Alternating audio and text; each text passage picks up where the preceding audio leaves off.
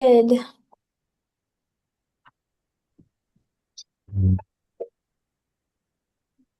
Hi, Armando. I don't know if we've met or are you new to this call? Um, just checking to see, are you with someone specific, a group? Because we've got some guests coming in too. Are you a resident, homeowner? Tell us a little bit about yourself. Hi, Armando Manzanares. I'm a resident of Sunnyside, so I just wanted to uh, poke my head in and listen to this test case for the ADU. Excellent, excellent. Great. I love that you put this together, so I'm curious to see what I learned from this. And I hope it is, we're going to be using up a lot of people's time. I hope everybody gets something out of it, and that even the recording can then be shared with other people, who may Oh, be. perfect. So we're hoping, but again, I think there's a lot of stuff that can be covered, and there's a lot of tangential stuff, Hmm. ADUs. I mean, you can get into like short-term licensing and renting, landlord, tenant, as well as can I move in it? Can I, all those things. And then Got it. are there programs? Is there affordability? Then there's building code. We can't possibly get through all of that. That would be a Of course. afternoon call. But we'll try to, address as many questions that come up and then, feel free to reach out with additional questions. You can throw them into the chat, even if we don't get to them. We can look at them and try to answer them in the future. Well, thank you. Well, thank you. Thank you for joining.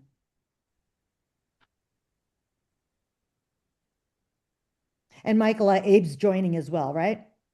Yes, he is. Should I go ahead and share my screen, or are you sharing some things at the very beginning? Yeah, we're gonna let folks join because the homeowner Hmm. whose property we're using, they're not on yet. So those guys we need for sure. And we have a ADU construction company. They're new to the Oh, they're new to they're commercial builders who are getting into ADUs.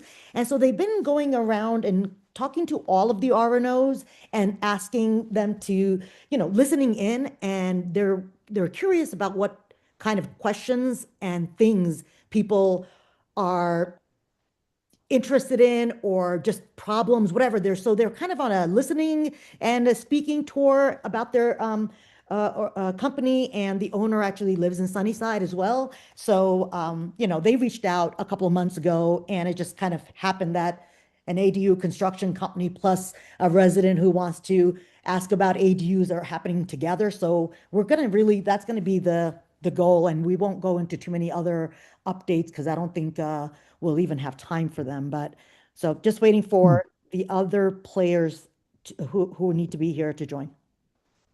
And I'll text the homeowner now, making sure they didn't forget. I don't think they would.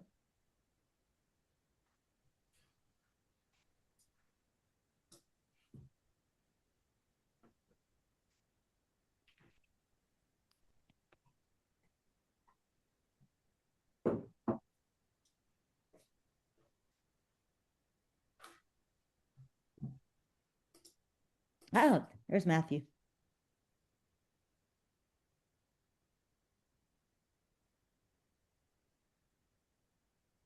All right, we'll get started. And Michael, I might have the ADU construction company go first, only because the other folks whose property we're reviewing isn't here yet.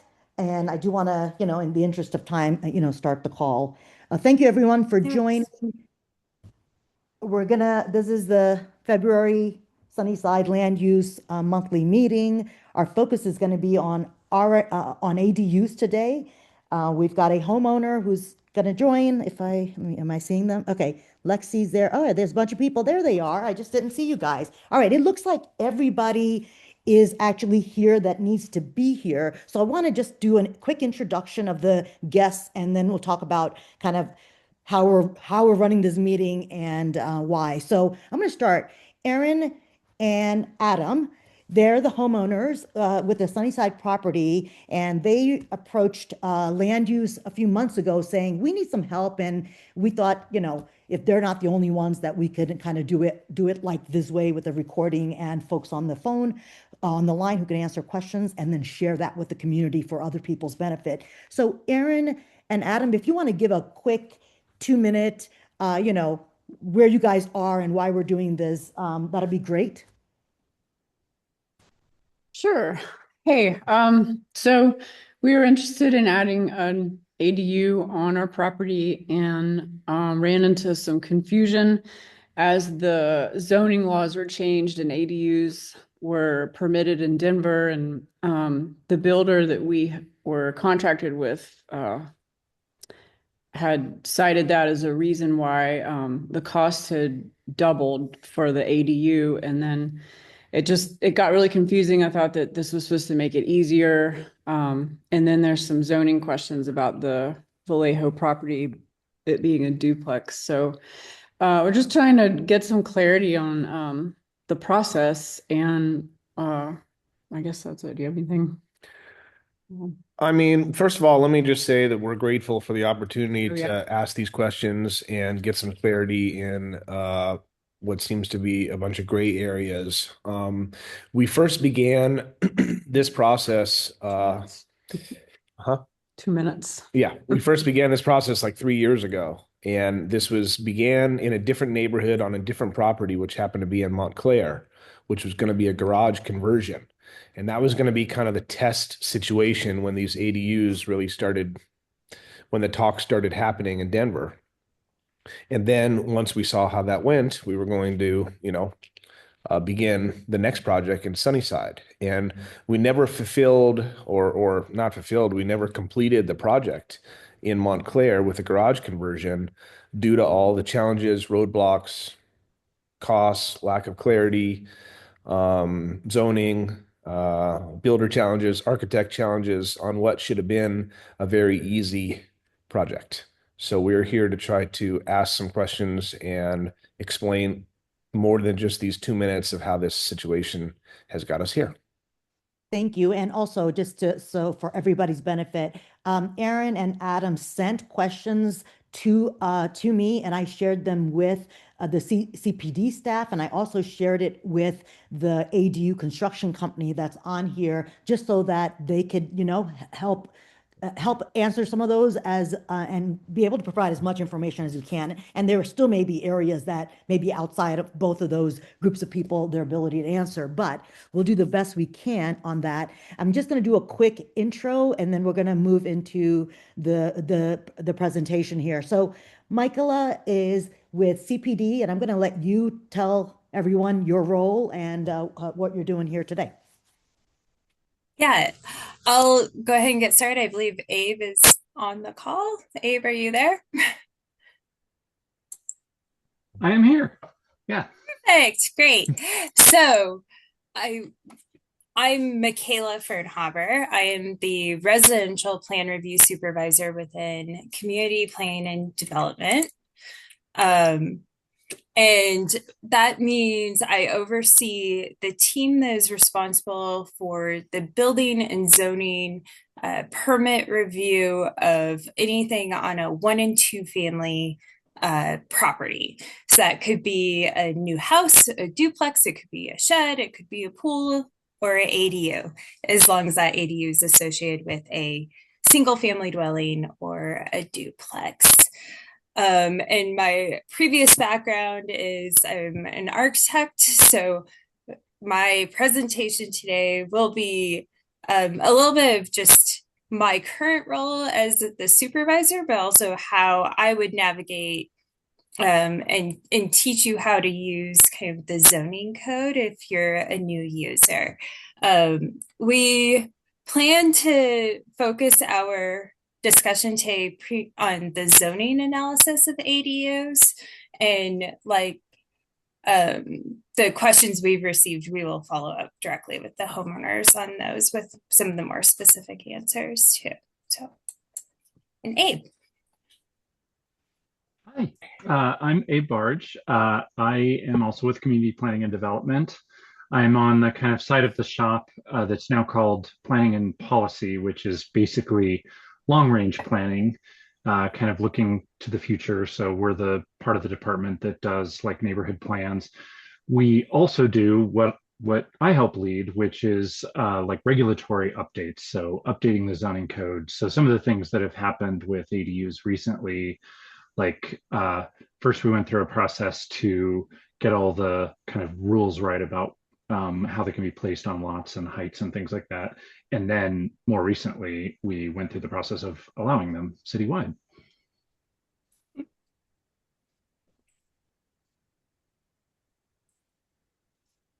All right. All right, Trupti, do you want us to just jump straight in? Yeah, you guys can start running through this, and Right. you guys have we have the bulk about an hour on this topic. Hopefully, we can get through as many of the questions that folks have. Thanks everyone for joining. We have a lot of people on the line today, which is great. Obviously, people are interested in ADU, so thank you for to all the other folks who are joining us tonight. Thank you. Yeah, thank you. And we'll try to make this a little bit interactive and let us know if you have any questions. But basically, the slides that we'll start with provide an overview of current zoning allowances. And then I'll turn it over to Michaela to talk a little bit more about like how the zoning that I helped me and my team helped write would impact ADU construction like on one specific lot. So apologies to those of you, it may be nearly all of you who know all the basics, but I just want to start like really basically with what an ADU is, then just like make sure we're all on the same page with like what's basically allowed. And then we'll go on to Michaela getting like much more specific about like what would happen on a particular lot. You can go on to the next slide, Michaela.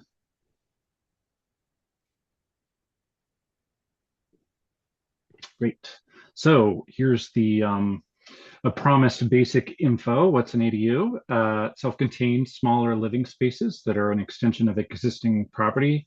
People call them lots of different things: mother-in-law suites, granny flats, casitas, backyard cottages, garage apartments, basement apartments.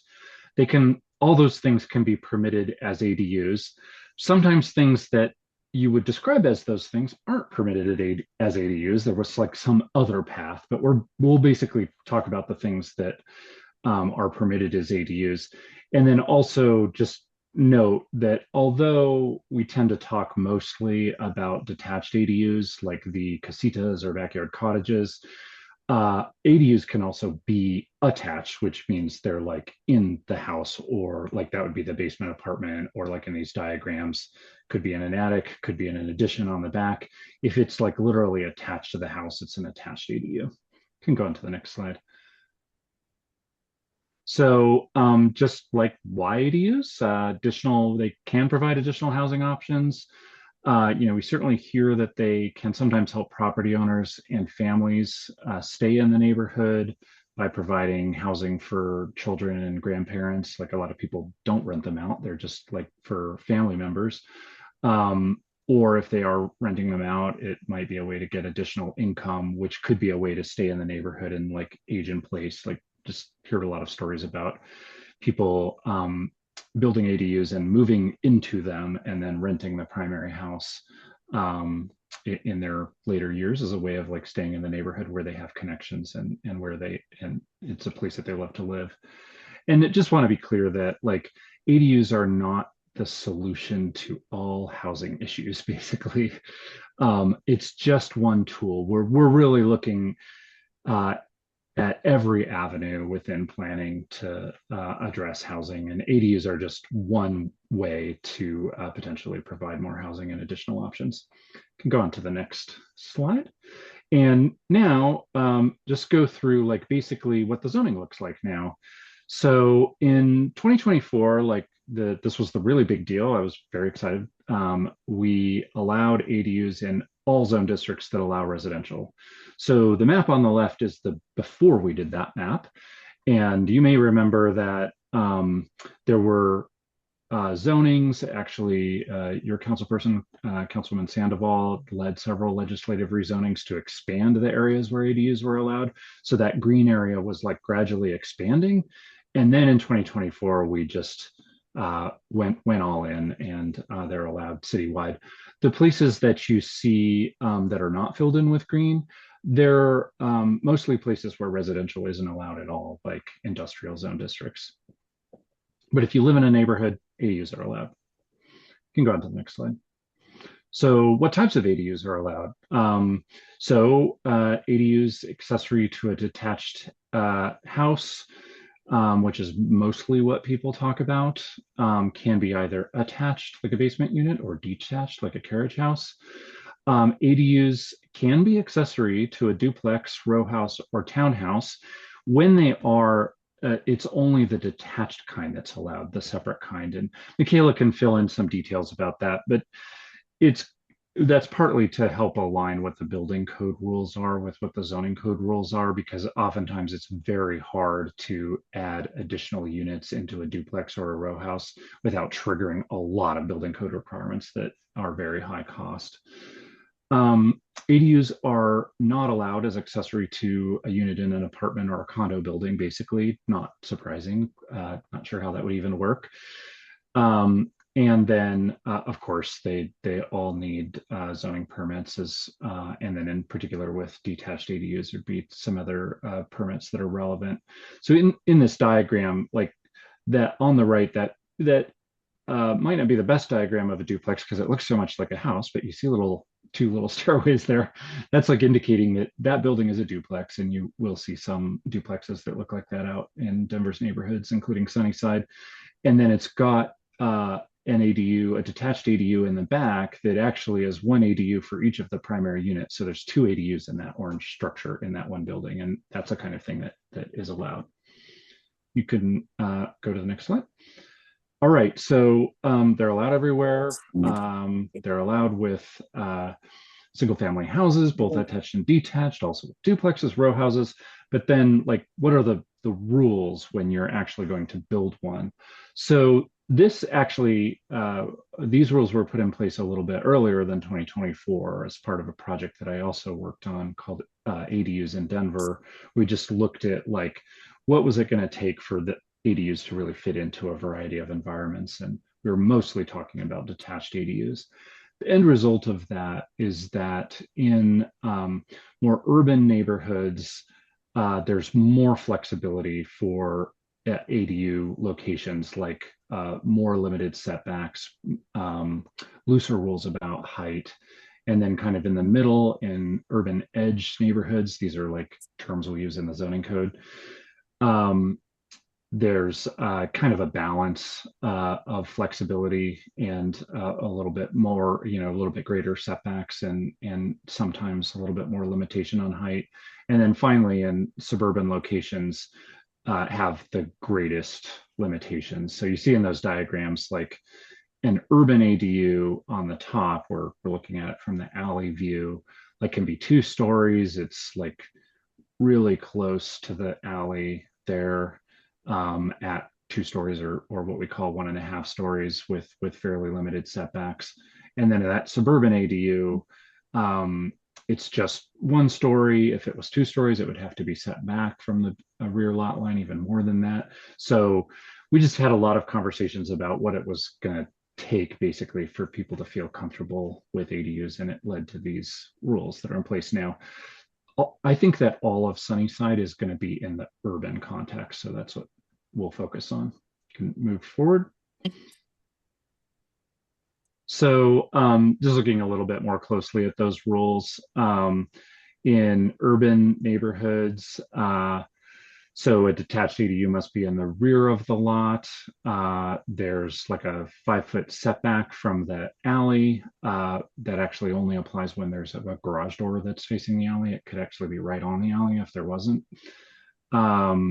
There's a bulk plane. You guys are all land use committee junkies maybe, so you know what that is, but basically rules about the height in relation to how close you are to the neighbor. And so that rule applies, and it pushes the taller parts of the ADU just a little bit inward, and then the overall height limit is 24 feet.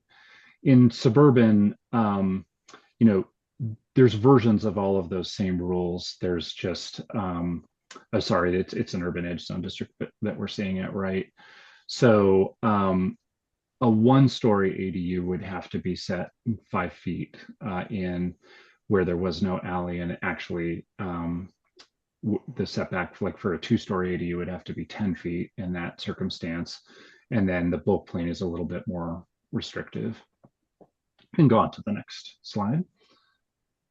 And okay, just a few other details. So there's what we call an owner occupancy requirement that applies only in single unit zone districts. So a zone district that has SU, single unit, in it, which is, I don't know, something like half of Sunnyside. A lot of Sunnyside is actually TU or 2-unit.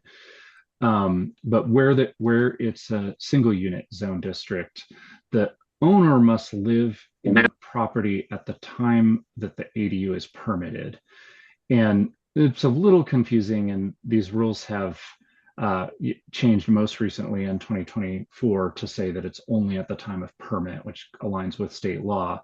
But what it means is that when you're actually getting the permit to build the ADU, you're the owner and you live there of the property.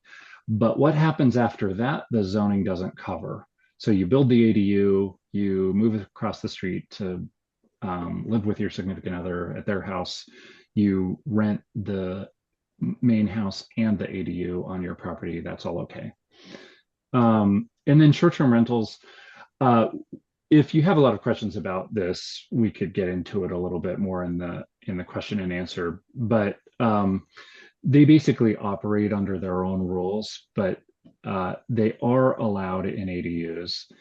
And basically the rules for short-term rentals would say that the license holder, because you have to get a license for a short-term rental, is somebody that lives on the property, but they don't have to be the owner. That confuses people because it's a completely separate rule from the rule about ADUs. And you can go on to the next slide. All right, so where are the rules for ADUs? And here's where I start to cross over with, I think, what Michaela will talk about a little bit more specifically for an individual property.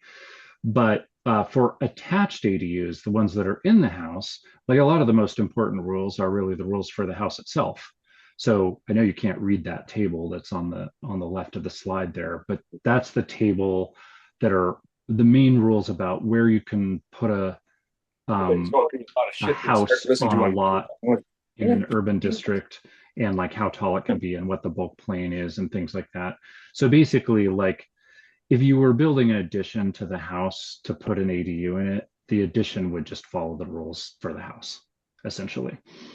And then Article 12 of the Denver zoning code, there's a little snapshot of it on the right, are the use limitations. And this is just part of one page. There's 2 or 3 pages of information about ADUs, but it's for like both attached and detached ADUs, and it's really talking like that's where the owner occupancy requirement is. Some rules about the size of ADUs, and that's on this particular snapshot. You're seeing that they can be allowed with a duplex, row house, or townhouse, for example. So the main things are like, if you're, Sunnyside all being in the urban context, that's Article 5 of the Denver zoning code. So in Article 5, there's this table for urban house. That's where the main rules about that would apply to attached ADUs. And then you go to Article 11 for just all the general rules that apply to ADUs wherever they are, basically. And then, of course, there are all kinds of other rules in the zoning code that could potentially apply, like separate landscaping rules or rules about how parking has to be designed and things like that. These are really the main places where you'd see rules for ADUs. All right, I think we only have a couple more slides. Go on to the next one. Oh. So detached ADUs. So the table that you can't read now is a different table. That's the table for the detached accessory dwelling unit building form in the urban context. So now we're talking about, it's an ADU is in its own structure. It's not the basement apartment or the addition to the house. So it has its own rules, and they're all in this table. And so this is where you're seeing what's the height limit for that detached ADU structure? How does the bulk plane work? What are the setbacks for that structure? They're all in this table. So when you're doing a detached ADU, this is a really key starting point, is the table with the detached ADU building firm standards. And then Article 11 applies to all ADUs, so it applies to detached ADUs too. So we're just seeing a different snapshot of ADU limitations. And in this particular snapshot on the right, there's a table that's talking about the maximum gross floor area that's allowed within an ADU, attached or detached, which is all in Article 11. And then, of course, there's other rules in the zoning code that would apply, but these are the main ones. All right, you can go on to the next slide. Okay, so, and then just to give you a sample that you maybe actually can read in this case, is like that owner occupancy requirement that we were talking about. That's one of the Article 11 use limitations. So here it is, or at least the first part of it. In all single unit zone districts, the accessory dwelling unit shall be operated and maintained under the same ownership as the primary dwelling unit to which it is accessory. That's not the owner occupancy thing. That's the basically saying you can't sell the ADU separately in a single unit zone district. And then the B that's highlighted there is owner occupancy at the time of a permit application is submitted. At least one owner of the existing primary dwelling unit shall occupy the existing primary dwelling unit as the owner's primary residence. That's the complicated zoning speak way of saying the owner who lives on the property gets the permit basically for the ADU. One more slide, maybe. Oh, two more slides, because just wanted to note that Sunnyside is covered by a couple of conservation overlays. And so that's Conservation Overlay 7 and Conservation Overlay 8. 7 is like the Sunnyside overlay, and 8 is the Sunnyside with brick overlay, basically. But a key thing to note about both of those overlays is that they apply to the primary building only. So if what you were talking about is a detached ADU, nothing about those overlays changes anything. They do change things for the house, like have requirements if you were building a new house about how much brick has to be on the facade and things like that. So in that sense, they could affect an attached ADU, but really, I don't think you need to worry too much about the overlays when thinking about ADUs. And then the last slide, finally, just to summarize, ADUs, they're allowed citywide with houses, duplexes, row houses, and townhouses. The form rules, which are like location, height, etc., they vary by neighborhood context, but all of Sunnyside is urban neighborhood context. So you'd be looking at those tables. The rules are mostly found in those building form tables. In Sunnyside's case, that's in Article 5 for urban, and in Article 11, which are the use limitations. And now, do you think, Trupti, we should pause a moment before I turn it over to Michaela, or would you like to just keep going? Let's see. I guess, if folks have any questions about what you heard right now, that might be a good time. So I don't know if you want to raise your hand, or let us know. And so if there's any questions specific to what Abe just covered, we can do that before we move, because it could get heavy. It's going to be a lot of stuff. Okay, I'm not seeing any hands, or if hold on, I apologize. Oh, there's hands. Okay, I see Catherine has her hand up. Yes.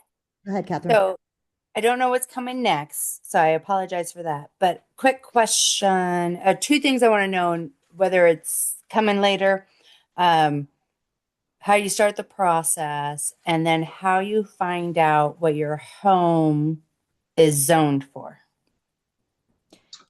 We will Right. So cover both of those. yeah, we will Perfect. definitely Nice. Okay. cover both Thank you. of those. And also, just to emphasize, your home is zoned to allow an ADU. We know that because they're allowed in everywhere where residential is allowed.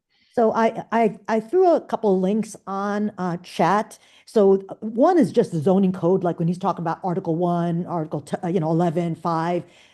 First link is to that. And the second one is the zoning map, also on the city's website. If you go to the zoning map, you could just put in your address and everything that applies to your property, it'll pop up. We could do, but again, just in case you're interested in just looking up your own house right now, that it's the information's available. Anyone else with any questions before we move on to the next part where we're going to look at a specific property, the Vallejo property that Aaron and Adam own? All right, I don't see any other questions, so Michaela, you can go on. Great. Thank you. So I'm describing this as the zoning analysis for 4408 and 4410 North Vallejo Street. And while it's a simplified zoning analysis, so I want to outline that, right? This is the type of research you as a homeowner or a speculative buyer could go and do yourself.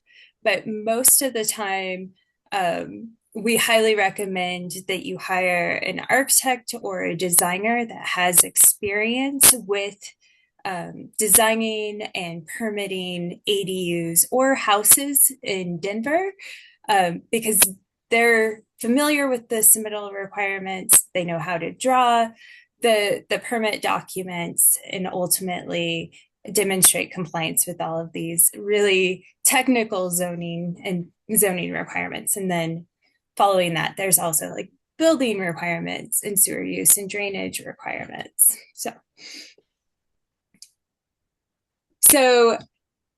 first thing that you might be interested in is how do you find your zone district or your zoning? And this is the first step that you would want to do as you're looking up a property. So you can go to denvergov.org/maps and then click on the zoning map.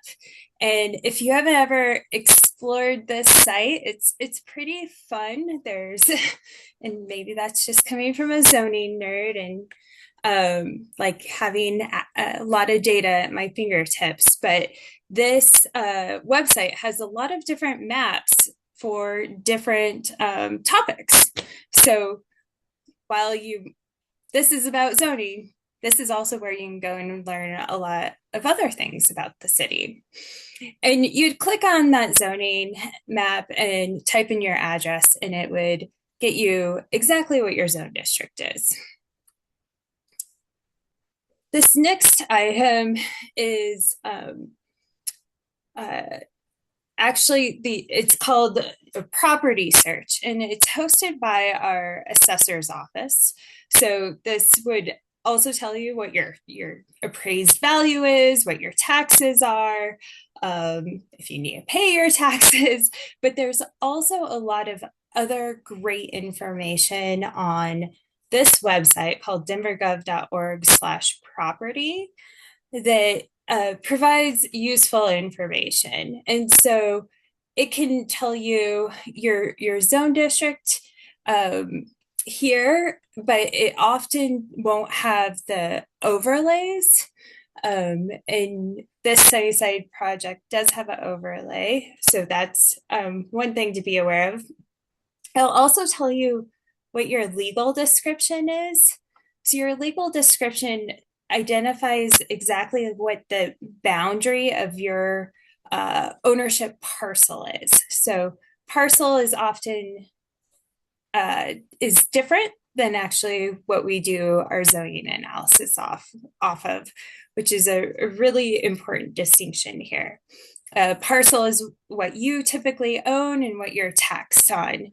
So some people might have multiple parcels that they own adjacent to each other. They might have vacant land that's taxed separately from their house, right? So that's what this map is showing. It's not showing the land area that we do our zoning analysis off of. And it's really difficult to see, but like when I type in 4410, it's a small little green box here, and that's showing this owner's the portion of land that they own, not necessarily where their zoning analysis is.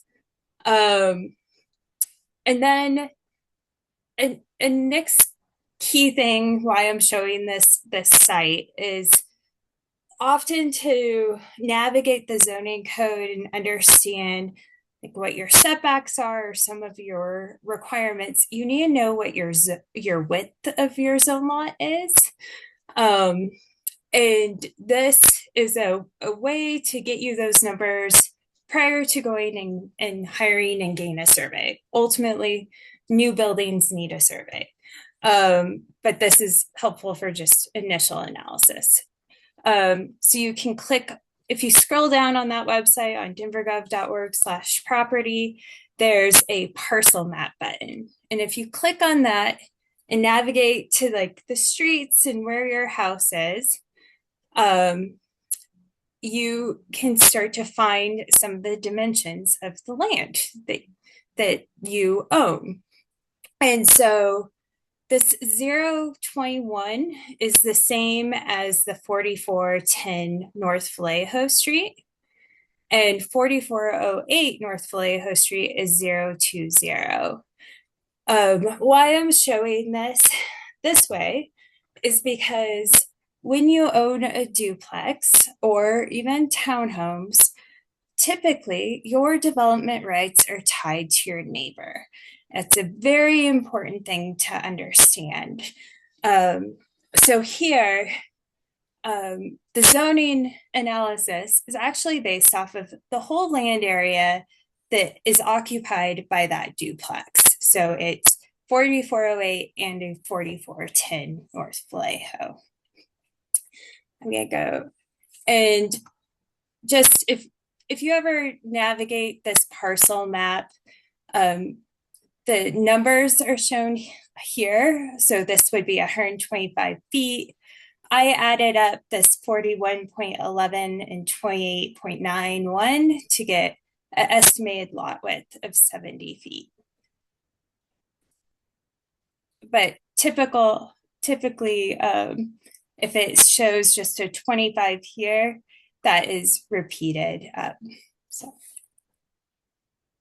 And another helpful tip is this small dimension right here, that's the alley width, which can be a useful thing for certain properties. So,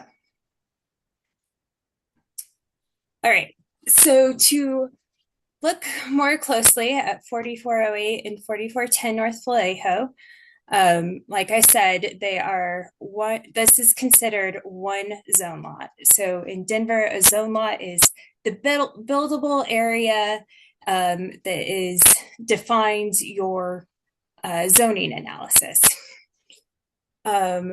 This property has a zone district of UTUC in a conservation overlay 8.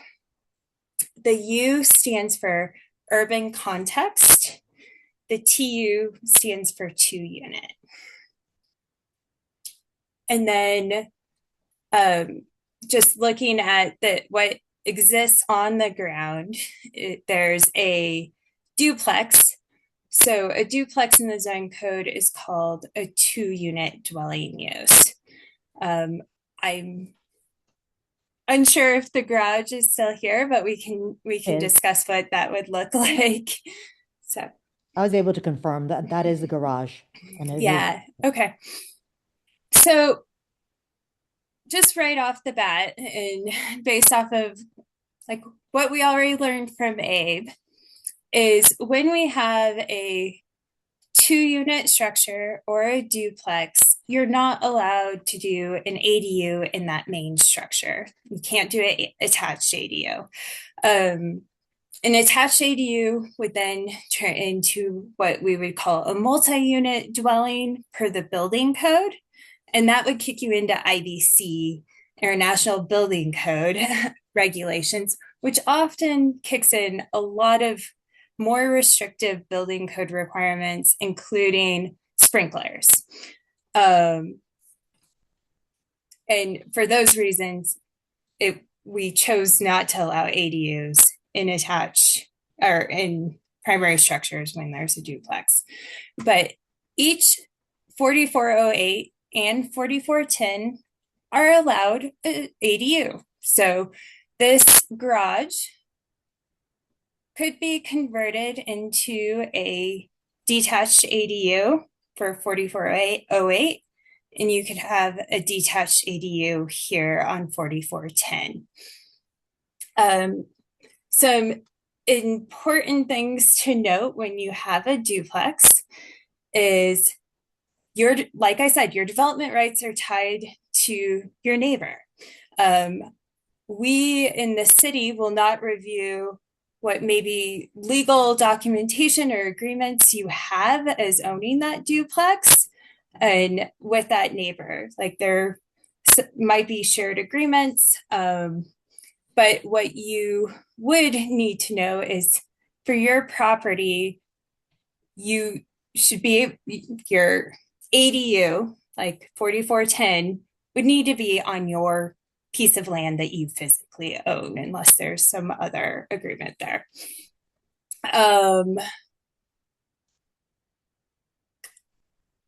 And I'm going to keep going. Another key thing just to describe some of the terminology that you'll see on some of the zoning code pages is we call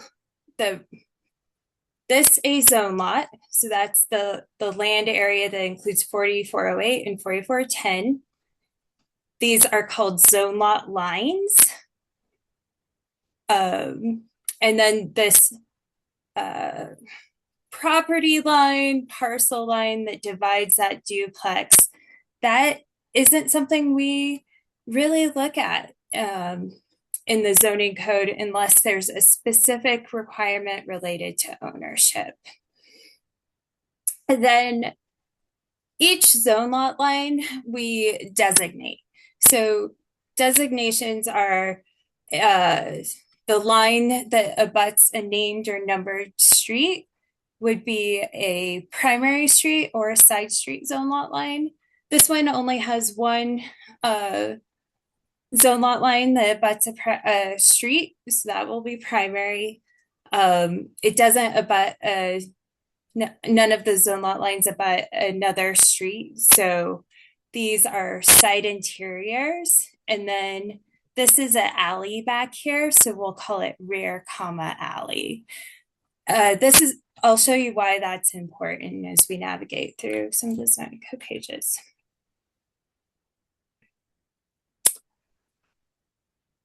So when you start getting into the zoning code, you would navigate to the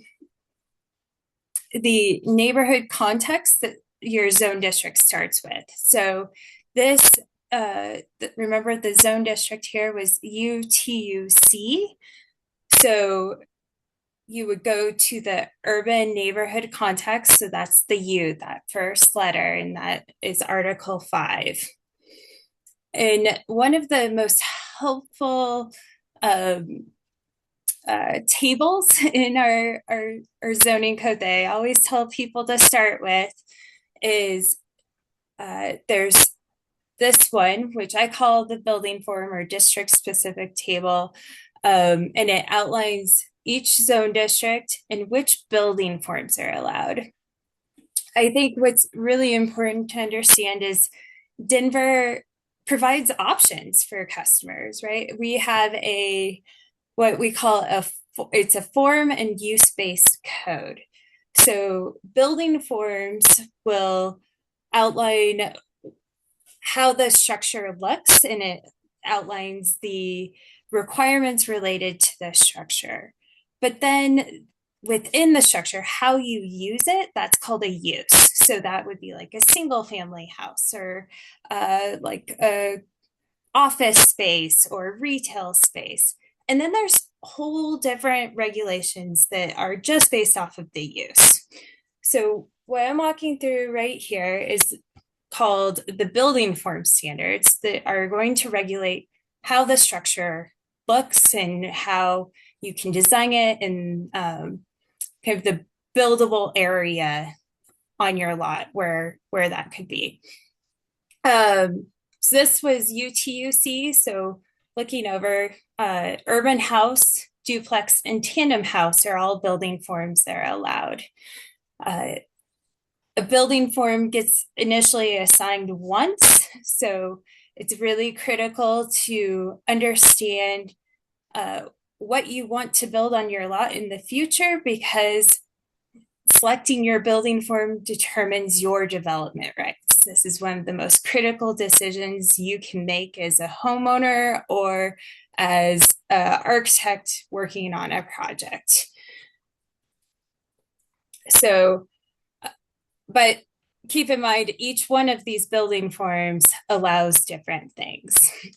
So duplex, they're all named to kind of identify a specific form. So urban house, usually just single family dwelling. Duplex, two family dwelling. Tandem house is two single families. I'm showing you this because this property, when I look at it, the existing structure, it's a duplex. And when you're designing ADUs or a detached ADU, it is a really important, like there's one really important regulation that you have to get from the primary structure building form. So in this case, it's called building coverage. So this is what a building form table looks like. It has regulations that are about height, about setbacks, lot area, lot width, building coverage, and some other design elements. You have to be really careful when you navigate these form tables, because a lot of people like to just look down one single row, but each portion of the table has a different header.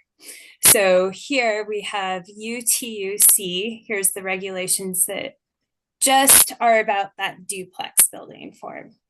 And then this one is regulations that are based off of lot width. Remember how I showed you how to get your lot width? This is why. So the lot width for 4408 and 4410 is 70 feet. So that's why I'm in this column. If it was 30 feet, I'd be jumping from here over to here. And then their building coverage is 45%. So this means that all of that zone lot, the physical area where you can have buildings, is 45% of that lot area. Building coverage can also include things like cantilevers or decks over 30 inches. Every single one of these regulations that you find over here, or standards, has a rule of measurement associated with it. And you can find those in Article 13 of the zoning code. So that's where, if you're really designing the project, you're an architect or designer, really need the nuances, you go to Article 13. All right. And then this is the building form table for accessory structures. So accessory structures typically are things that have an accessory use associated with it. Primary structures have a primary use associated with it. Examples of accessory structures are things like detached garages, pools, sheds, gazebos, AC units, pools, and accessory dwelling units. Accessory dwelling units are usually the most intense accessory use that we allow in accessory structures. And we have a very specific building form associated with that. And when you have a more intense use, we usually have more specific standards of where that structure might want to be sited on the lot. So when I look here, you'll see our zone district is UTUC, and then we have detached accessory dwelling unit. And it outlines that you're allowed one per primary dwelling unit. Oops. And then you are only, another key thing here is you're only allowed one accessory structure per dwelling unit that has vehicle access doors.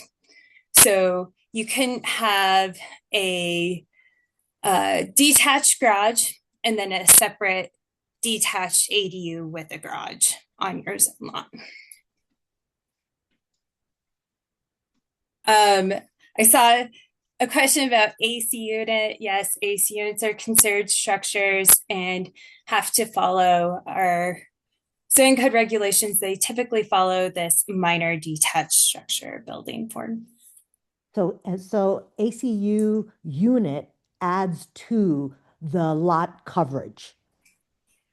No. Okay. That's where Article 13 is your friend when you look up building coverage. AC units we consider open structures and are excluded from the building coverage calculation. Just making sure everybody knows AC is an air conditioning unit when I'm talking about that. You also, a recent zoning code change, correct me if I'm wrong, Michaela, it says you actually don't need to get a zoning permit for the minor detached structures. So there are rules about where you can put them, but you don't literally need to get a permit. Yeah, if you can follow the standards here outlined in minor detached structure building form, you do not need a permit for it. But if you have to follow the general detached, that does require a building zoning permit. Hey, Michaela, I just want to do a quick time check because I know we have time, but how much longer is your presentation before we can open up to maybe more specific questions? Just making sure I'm. Yes, I have a lot more slides, so I can go a little bit faster if you'd like. Yeah, I just want to make sure we get through it. I don't Thank you for the about time check. Yeah, I just want to leave 15 to 20 minutes for our second presenter, and our call goes till 8. So I want to make sure give them a little bit of time too. Thank you. I'll go quickly. So the detached ADU building form, Abe touched on this. It looks like this. There are height regulations. So max height, base plane, bulk plane. That's what you see at the top. And you need to follow the UTU section here. The next item is more siting standards. So for this property, it needs detached ADU needs to be located in the rear 35% of the lot.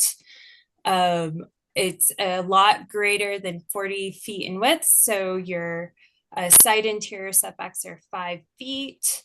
If you have a garage door associated with your ADU, then your rear setback is 5 feet. If there is 0 garage door on the entire structure, then you can have a 0-foot rear setback. And then you need to go back to your building coverage from that duplex building form. And another key thing is vehicle access needs to come from the alley. The building footprint for detached ADU on this property can be 1,000 square feet per unit. And the form, if you use an ADU building form, you have to have an ADU use in that building form. But you can have other uses in that building form too. So you could have an ADU and a garage, or we've also seen an ADU in a workshop, or ADU in a home occupation use. So at 4408 and 4410 Vallejo, if both owners built a single structure with ADUs in it, that structure could cover 2,000 square feet of the lot, 1,000 square feet per unit. Yeah. This table talks about rooftop or second story decks and points you to a code section. Some of the regulations for that are here. And then Division 5.4 outlines uses and what is allowed. This says LZP, that means a zoning permit's required, and L is with limitations. Limitations are listed over in the far right column, 11.7, 11.8.2. So this is what takes you to use limitations, what regulates the actual ADU use. And these are the regulations that Abe was going over earlier. I'm highlighting this one because this is the one that says that your duplex, row house, or townhouse can only have a detached ADU. You're not allowed to attach ADU. But this is one of the most critical sections for people to read if you want to have an ADU. The GFA is not applicable to this lot. And then there's some structural location requirements and special allowances for ADUs on existing carriage lots, and then also the owner occupancy requirements in this section.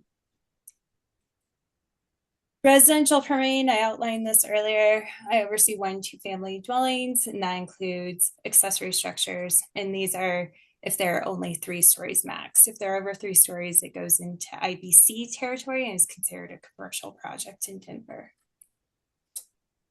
Residential permitting is about verifying code compliance.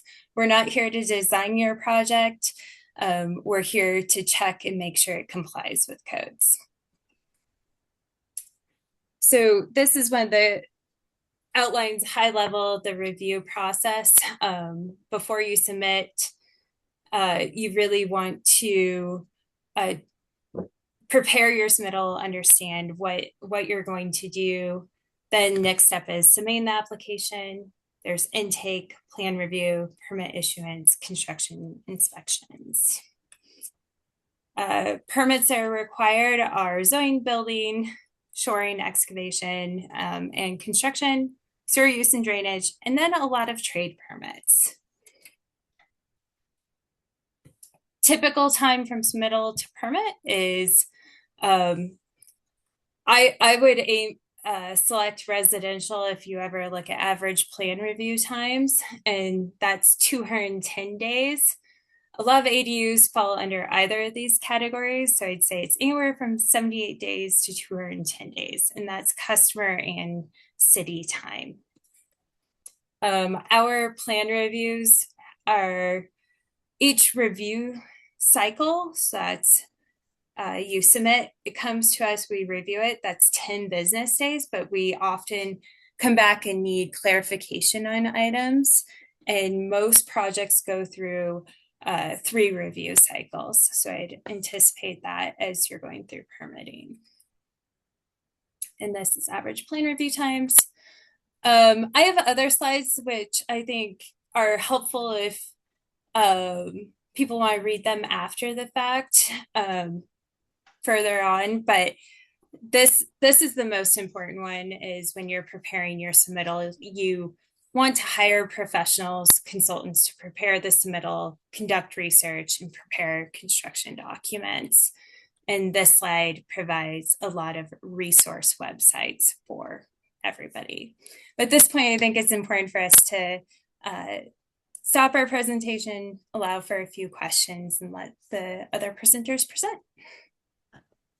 Thank you very much. And just for all the folks, I am going to get this presentation and we will put it in a public drive where other folks can, pull it out and review it when you need to or have time. So we will get this presentation from them. So thank you very much. I'm going to look for hands up. I'm going to start seeing if there's any questions. Okay. All right. I'm gonna let start with Erin and Adam. You've heard a lot of stuff, and maybe you have specific questions, maybe from something you've heard, and maybe things that are maybe from the questions that you guys submitted.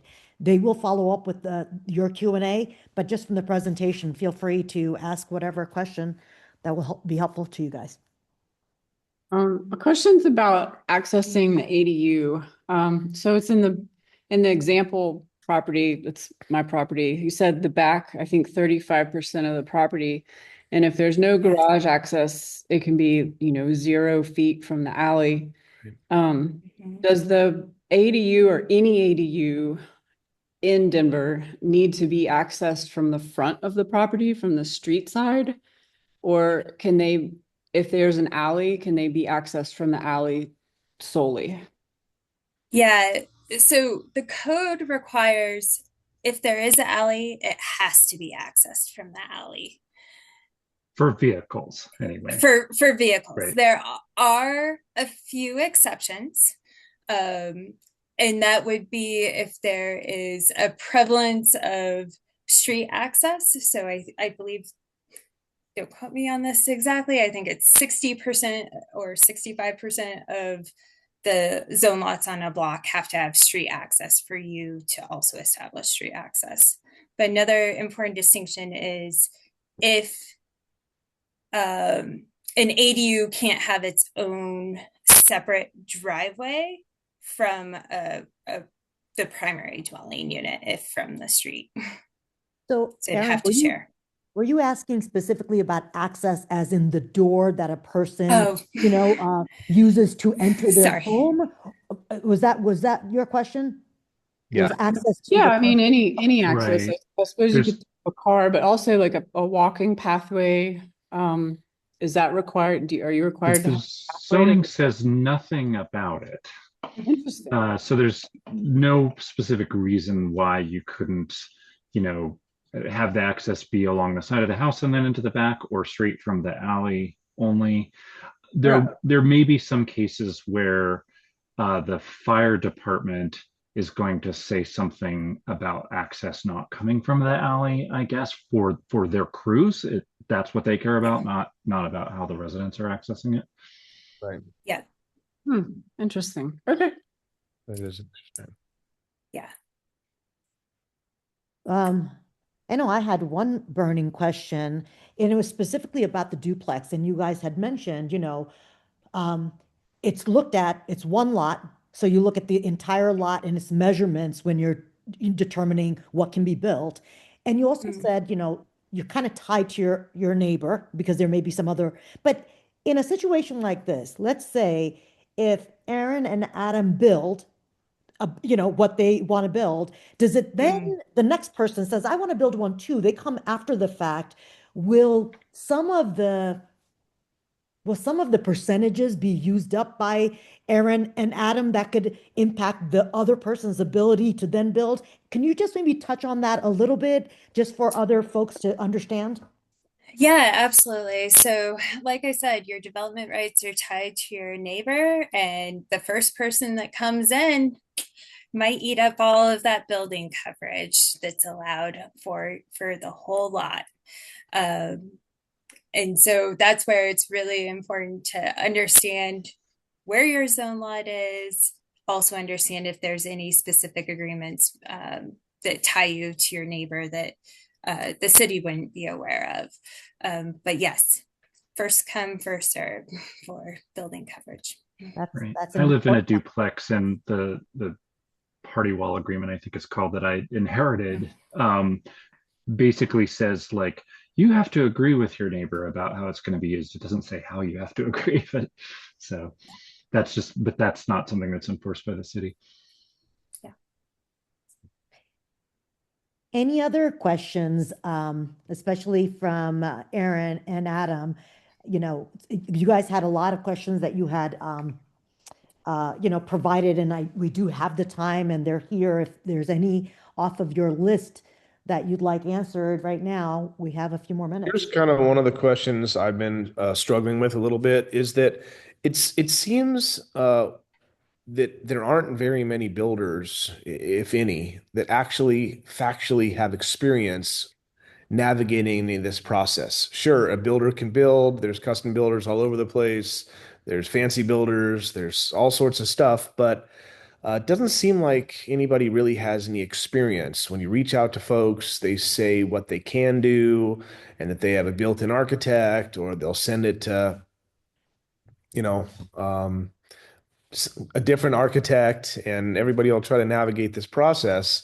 And then they're pulling prices also out like they're building a custom fancy multi-million-dollar home. And it's like, it's a little bit confusing to know. I understand we have a builder available to speak to this evening, to try to understand, like, how are you navigating? How are you pricing this stuff? How are you helping somebody through this if you really have never actually done it? Which actually led me to learning that, some folks are just talking to a construction company that builds garages and have them build you a space of a garage, and then get another set of contractors to come in there and make sure it's the cultured proper space and it's compliant in all these different ways. So it's like chasing your tail in a lot of ways to not know who, and these builders will talk to you like they've got all this experience and we can do this and you can count on us, and Experience building an ADU. building the ADUs. Nobody's done it. There aren't a bunch of, even before the zoning, there was old school carriage houses in Alamo Placita, which is a totally different neighborhood than there. Yeah, my recommendation is, first, I might say city employees aren't allowed to recommend architects or contractors. So I will not do that. But one of the things you can do is ask, when you're hiring, do you have experience with designing or building new houses or ADUs in the city and county of Denver? Essentially, an ADU is a house, and it has all the same complexities, maybe more than a house. So you would want a contractor that has experience building a house, not a contractor that has experience building a garage. And then there are actually many architects that have a lot of experience designing ADUs in Denver. And you can do some research, ask for examples, and even references from past customers. I think that's a helpful tip. When it comes to contractors, I really highly recommend finding somebody with a residential contractor Class C license, somebody that is licensed in Denver. And we do have a lookup for that. We've got two folks with their hands up. Lexi, I think you went first. So Lexi? Thanks, Tripti.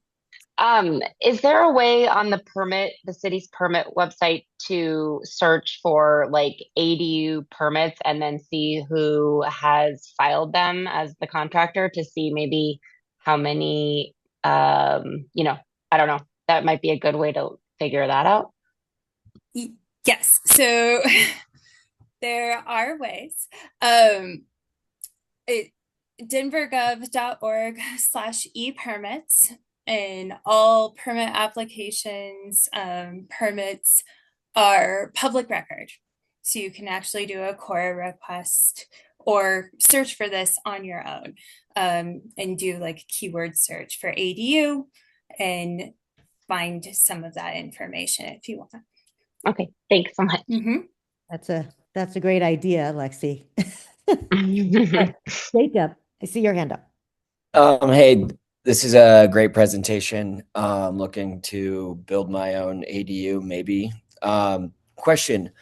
My neighbor has one with the bulk plane heights at 10 feet, I see a lot of ADUs around that vertical plane is much taller than that.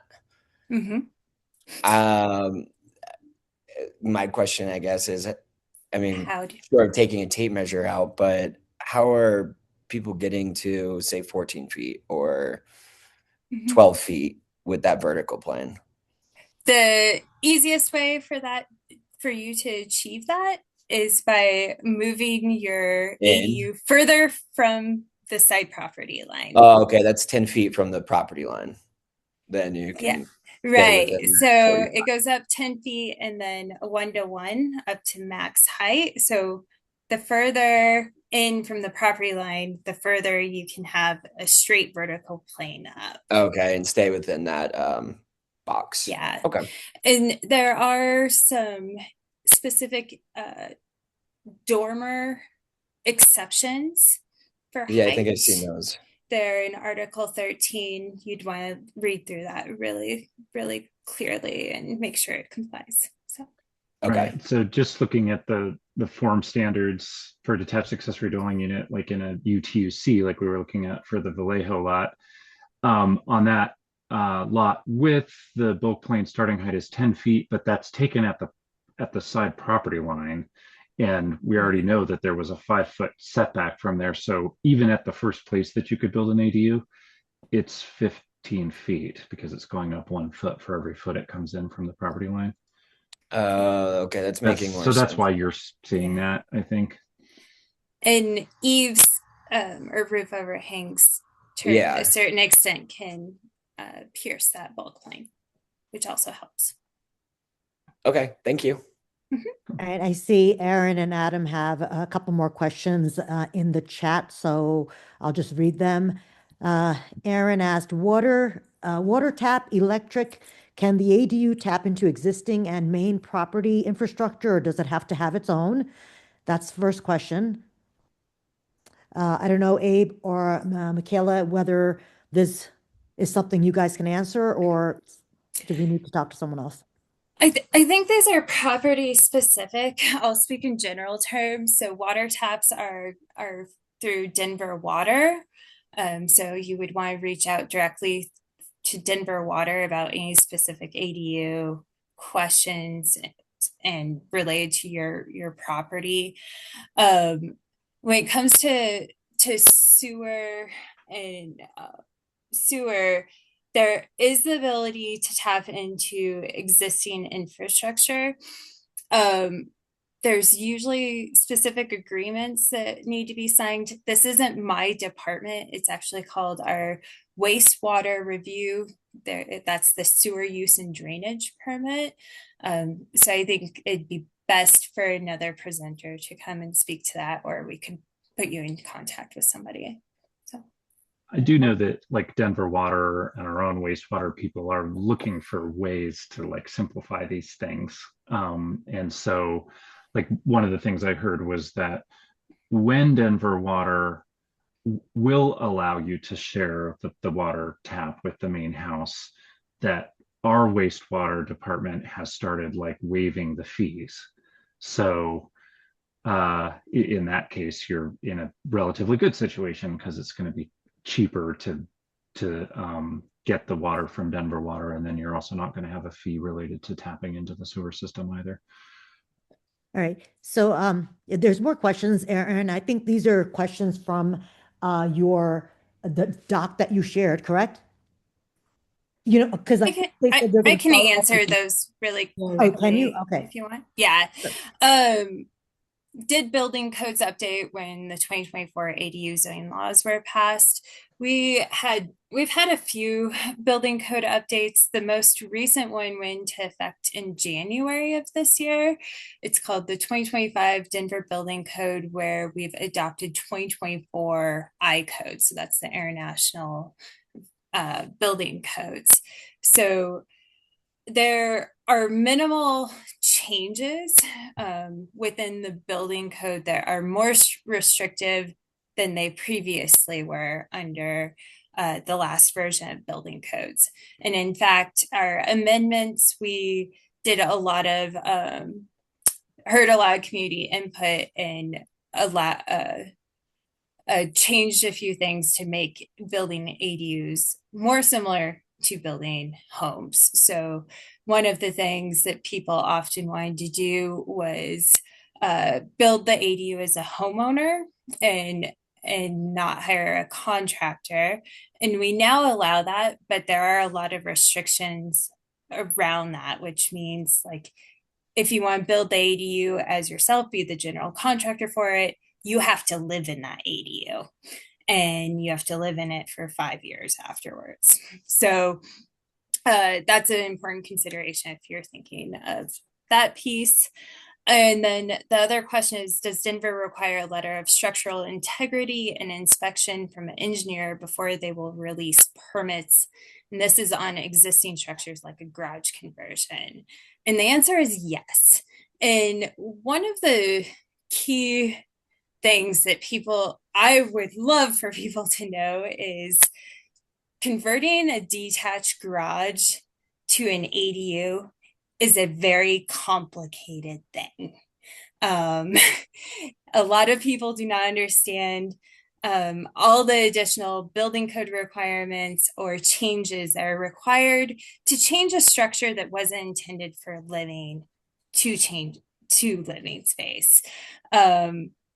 So there are a lot of structural considerations, insulation considerations. Garage conversions are some of the most complicated projects that we review on the residential team. I just heard one of my colleagues say like they heard about an ADU with an existing garage where they decided they ultimately basically put it on stilts above the garage because that was much more affordable than fixing the foundation for the whole garage. Mm-hmm. Well, that's interesting. Thank you. All right, so we definitely have to move on. There is one question from Ken, very specific, and this is about if he was in an ADU and the other owner used up the lot coverage, is that would Ken be notified by the city? Or so if you can just answer that, and then Rob will move on to you guys. No, the city will not be notifying you. All right. Well, thank you guys. And sorry, I'm going to have to move on. I think we probably use another whole hour and we could do another, maybe we do have you built an ADU? Come talk to us about, what you learned through that process. And I'm sure folks could benefit from just those kinds of learnings as well. Thank you both very much for taking the time and sharing this with us. And you will follow up with Aaron and Adam. I'll send you their contact information so you can respond to all their questions or help direct them. Thank you very much. Thank you for having us. Thanks very much. It was fun. Thanks, guys. Okay. All right. So now, Rob, I'm going to move over right to you and you can share your screen and start your presentation. Sounds good. Adam, I think we're one of the good guys, but hear us out and hopefully we'll get through that. So we're here to talk about it from the building side. I think some of the questions you guys had were a little bit less, some were very zoning related and what's possible, and some were process related, and we wanted to talk about that. So I'm here with Matthew. He's actually done most of the building, so he's gonna talk about it. But we'll get into that and hopefully have some time for questions at the end. Also feel free to jump in with questions. I know we're kind of getting towards the end of the time here. So hopefully you guys can see our presentation, and Matthew, I'll let you take it away.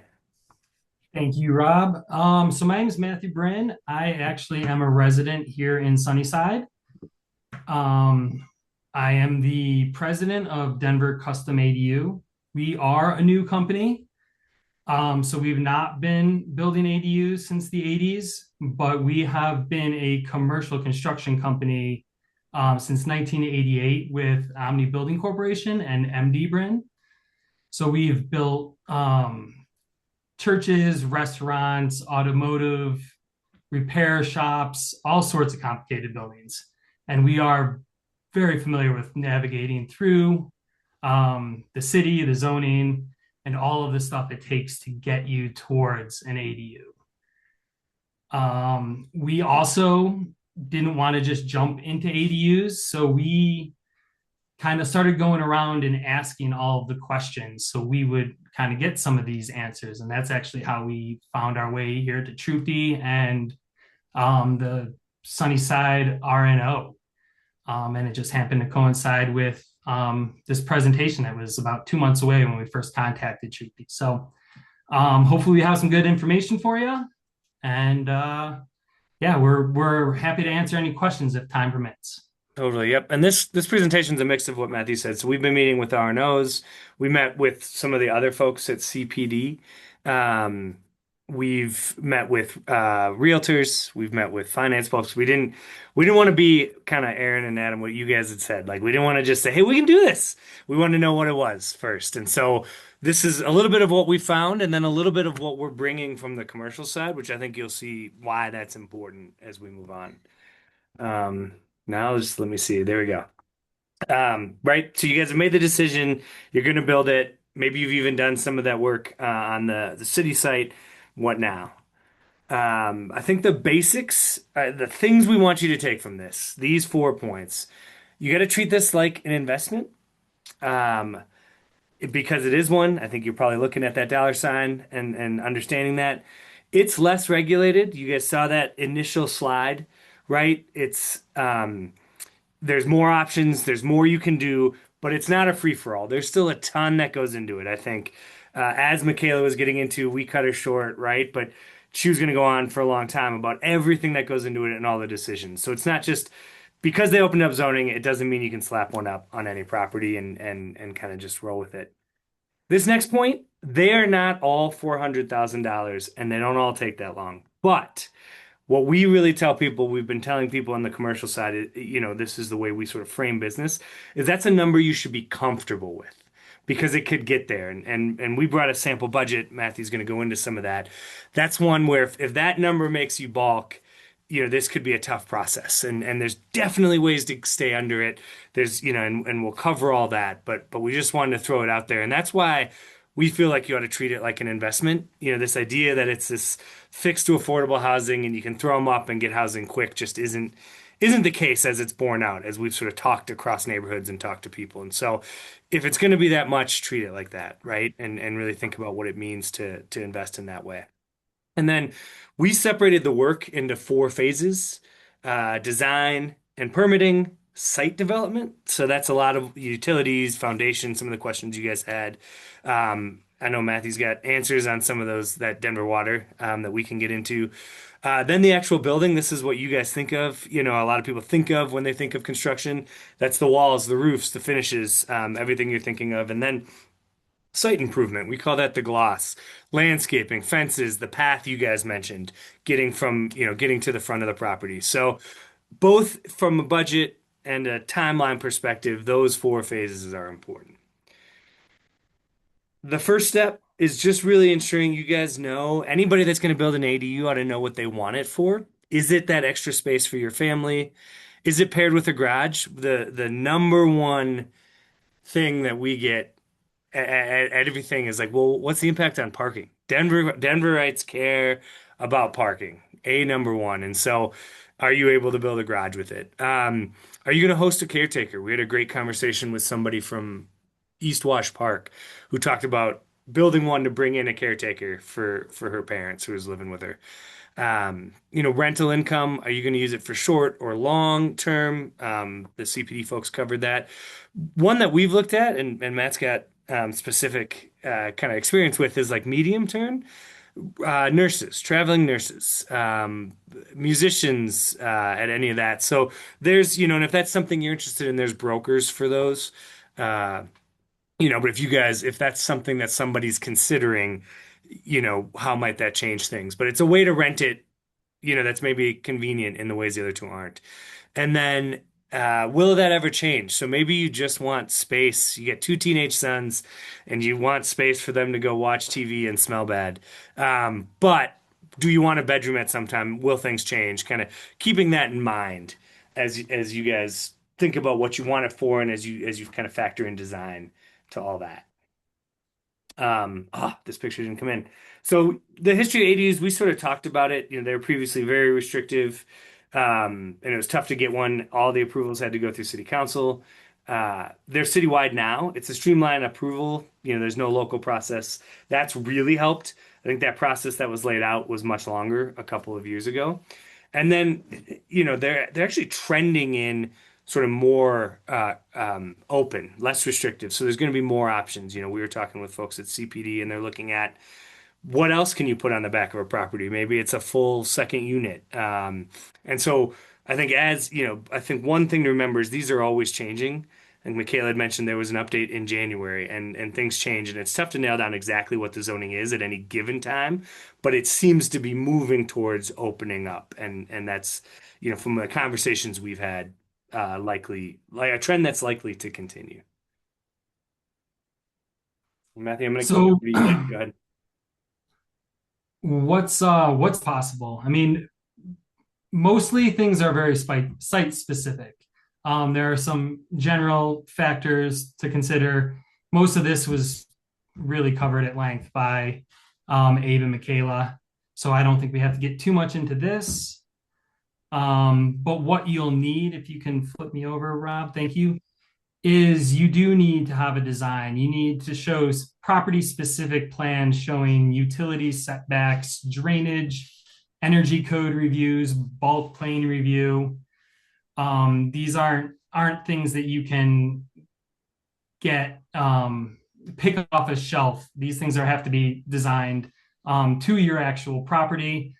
And some of the questions that came up about utilities, we found that mostly Denver Water and SUDP are looking for you to tie into existing utilities, which comes with some advantages because the price for a new water tap is extremely expensive. But there probably are ways around that if you are interested. But ultimately, there's 3 parties involved in trying to get these plans approved. You want them approved, your builder wants to get them through, and then the city wants them off of their log as well. So we're all working together to try to get the same thing. And the trick is going in with somebody that knows what they're looking for and have those things ready to get approved quickly. Yeah, and that's an important part, kind of what we're doing. We're trying to, we're trying to build those relationships and understand them. But as you guys look, ask about those relationships. Who have you talked to at the city? How often are you talking to them? ADUs are new, so they're changing it. How often have you done that? So that's really important, that that everybody tries to get on the same page and you can move through these processes quickly. So the cost, Rob already kind of touched on this. Mm-hmm. We've talked to a lot of people building them, a lot of people designing them, a lot of people having them built. Neighborhoods where they've moved in, they're not particularly affordable. But like we said, we like to break them into 4 different categories to kind of show you where all those costs come in. This isn't just us saying, hey, the price for this building is going to be $400,000, sign here, we'll get started tomorrow. We show you exactly how all those costs come in. So, the design and permitting, the biggest thing there is being prepared and knowing what's involved. So knowing that you need all those different plans, so you're prepared to show the city what you're going to do and answer the questions that they have on the property and what you're planning on building. Site development is cost associated with actually developing the site. So regardless of what the structure itself looks like, if you go and buy a modular one from a company that's offering them online, you're still going to have costs to develop that site with the utilities, with any kind of demolition, any kind of foundations, alley access, all of that kind of costs would be in that category. The building itself is what you're actually building. So those are the kinds of things that a lot of these modular things are only considering, or maybe some contractors that aren't as prepared are only including in their price. And then the last one are site improvements, things that might not be directly associated with your ADU, but things that are going to need to happen in addition to you building your ADU. So now you've built your ADU, you tore your whole yard apart. Now you need to do landscaping. You're going to probably be looking for some patios. You know, do you need a new fence, gates, access, sidewalks? All those kind of things would fall into those kind of extra costs that aren't necessarily there to get approved, but you probably want to invest in as well. So we do, I think, have a Yeah, I'm gonna pull it up. I just have to switch. And while I've been sharing, we haven't been paying attention to the chat. So if there are questions that we can answer on this while I'm pulling up the other stuff, now's a good time. I don't see any questions in Okay, chat. I don't cool. know if anybody has their hand up. I don't see any hands up either. Cool. You seeing the budget? All right. Yep. So I'm seeing the budget here. So here is a sample ADU budget. Now, I know Abe and Michaela got into attached ADUs. We're really considering the detached brand. When I think of an ADU, that's what I'm picturing for the most part. That's what we're proposing to build for the most part. So this would be kind of an example of your typical North Denver detached ADU with a garage and how exactly you get to that $400,000 price tag. So you can see the different phases. Rob, if you can help me with a little scrolling there. And then not only are there the 4 phases, but we then break it into different subcategories and then even further into individual cost codes. So if you're talking to somebody about doing any kind of construction, I always recommend working with somebody that's going to provide you this kind of detail on your budget. I mean, we do it for our commercial projects, and our commercial projects are really overseen by banks, and this is something that they require, and it's just something that we've been trained into. When we bill, we have to show that not only were these the costs, but then how much percent are we done for each bill that we submit. That's the same kind of model we bring to our ADU business. So instead of coming to you and saying, all right, our total price is 400,000, I need 50% of that up front and we'll get started.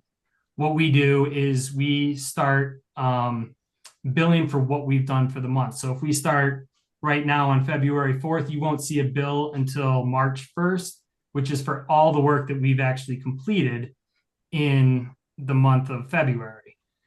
I think that's just a much more safe approach to go as a homeowner, so you don't get yourself stuck out on that limb. One of the reasons I wanted to get into ADUs is I had a neighbor who had a disaster of a construction project.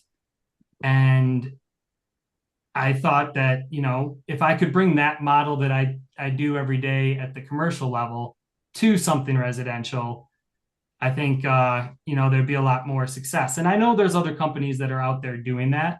So I would say just make sure if you're talking to somebody, they're offering this kind of detail that shows you exactly why you're paying what you're paying. The other advantage of it is it shows you that everything is included. You know, you can't come down the road and say, oh, well, I kind of forgot plumbing fixtures, so I need another $8,500 for that. Well, you can see it's already included in this budget, and that's just something that can help. We often say that if it's too good to be true, it often is. So there's something missing if it's not hitting the same level. If you ask 3 people something, I would recommend going for the ones that are similar and comparing them than going for the one that stands out. Hey guys, I'm just gonna, our call goes till 8. If folks are, okay with them finishing, no, go ahead. I'd like you to finish. If folks are interested in staying on, apologize for, not having enough time to give both of these presenters. But if folks can stay on, if they're interested, would be great. We'll continue the recording and we'll continue the call. Awesome. We've just got a couple more too. But I think Matt's point. Matt, were you wrapped, or did you have anything else to add? No, I think that's kind of the overview of a budget for one of these projects. And if anybody has questions and wants to talk later, in more detail, I can tell you more about our whole process. We're trying not to make this a sales pitch. We're trying to make it information about ADUs. But ultimately, we are trying to, get business. So I'm happy to talk to anybody and fill in any more gaps that we weren't able to do tonight. Yeah. And it feels like without knowing your guys' situation, that site development and some of the planning costs probably weren't in that initial, that some of this, that's where we've heard of these sort of boondoggles happen, is where, yeah, you can get a kit, you can buy one for 125,000. The sewage isn't included, the foundation. And so that number creeps up, which is why we separate it out that way.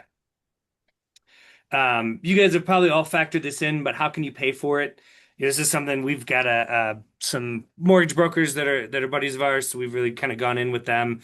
Right now is a decent time to use your equity. We're probably all locked in at something under 4 or 3%, which is a good and bad place to be.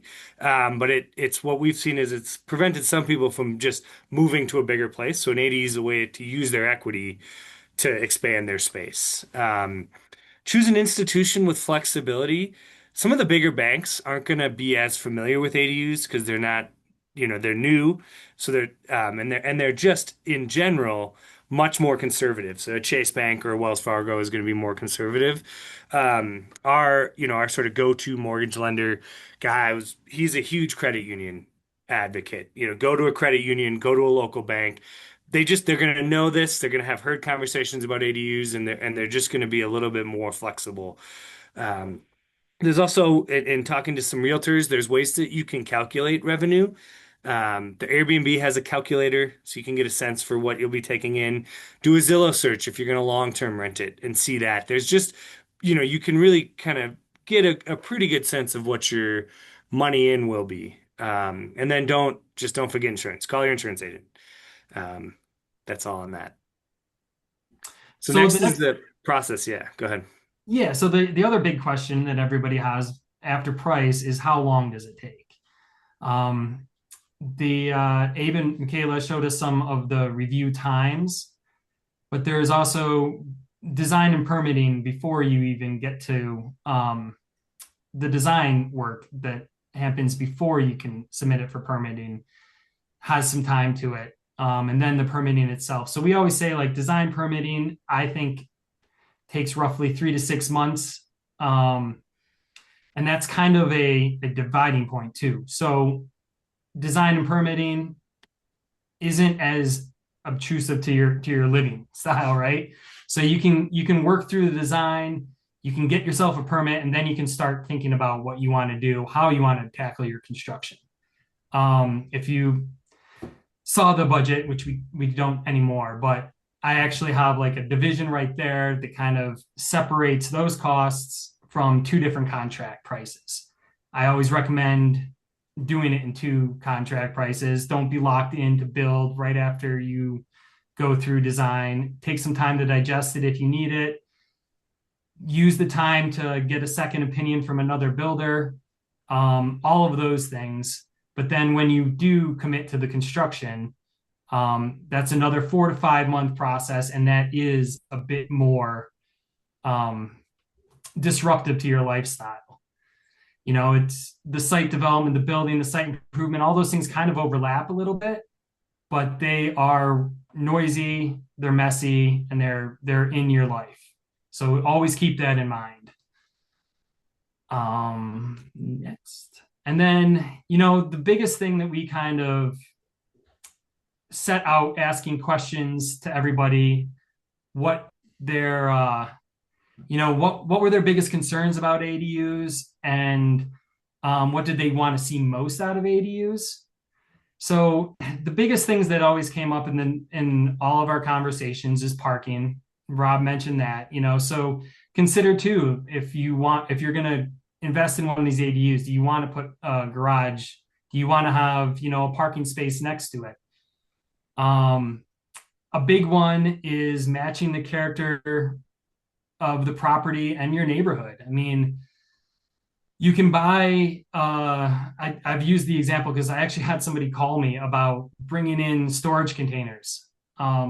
there's probably a way that you could stack a bunch of storage containers and convert them and make them actually conform. But do your neighbors want that? Do you want that? Do you want a giant modern building towering over your primary structure because the bulk plane allows it? Things like that. It's just always kind of considering those options and what it's ultimately going to look like, what it's going to feel like. The height in the balconies is another big concern we heard about. I guess there's a lot of opportunity to put bulk plane balconies up at the top of your properties that look down on your neighbors. People had a lot of concerns about those. And then lastly, the construction itself. Ask as you're getting into one of these projects, ask your contractor what his plan is for waste removal, what their hours are going to be, what they're going to do for, their own lavatory situation, and, how they're going to manage their own parking. Because ultimately, the longer that they're there, the more disruptive it is to you and your neighbors. So, talk to them about a schedule and making sure that they're trying to keep something and not taking a long time and dragging it on and having big gaps between big parts. All those things are just gonna help make it a better process for you and everybody around you. And hopefully, once it's done, you still have friends on either side of you. So those were just the kind of the big points that we got out of it. And ask about roll-offs. We try and not use sometimes we have to, but we try and not use roll-offs. If we don't, right, that's something that sits there and all your neighbors throw their trash into. So yeah, a lot of stuff. Then we got one more, right? So I think what we wanted to leave you with is, what you should look out for as you're getting into this. Matt says it perfectly. If it's too good to be true, it's too good to be true. If you get 4 proposals, 3 are within, 10,000 or 20,000 of each other, and one is $150,000 less, that's going to be a problem. They're forgetting something, they're not doing something. Keep in mind overlays and historic preservation. We just met with somebody from the Highlands RNO yesterday, and he was talking about the historic preservation areas in that neighborhood, and they get a say on ADU design, which is interesting. Ask questions from this presentation, and I think even better, questions the answers to, see what they're going to come back with, and see how they take that.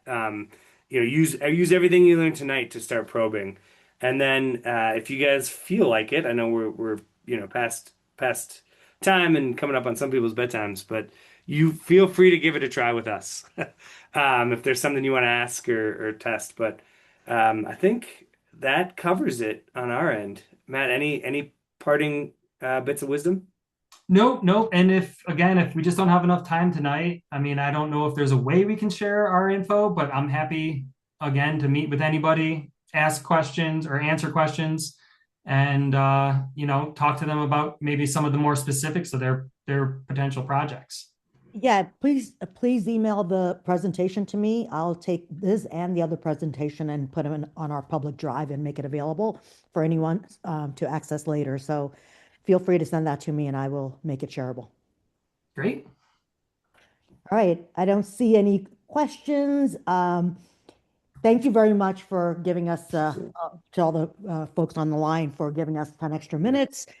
Hopefully folks got something out of it, and same for the presenters. I know these guys, one of the things they wanted to hear was, what are people encountering when they're wanting to do an ADU? So I think the example and some of the questions that we've had probably helped them to kind of get an idea of what they can help out with. So thanks everyone, and we'll get this recording on YouTube by tomorrow sometime, and we'll have a link on there to where these documents can be found. So thanks everyone. I should say, Aaron, we answered your questions. We've got them if you guys are interested. Correct. Kind of wrote them down. I will share the Aaron and Adam, I'll share both presenters' contacts because they said they would follow up with maybe more of the specific questions because we couldn't get to all of them tonight. So I'll share both of their contacts with you guys so that you guys can connect.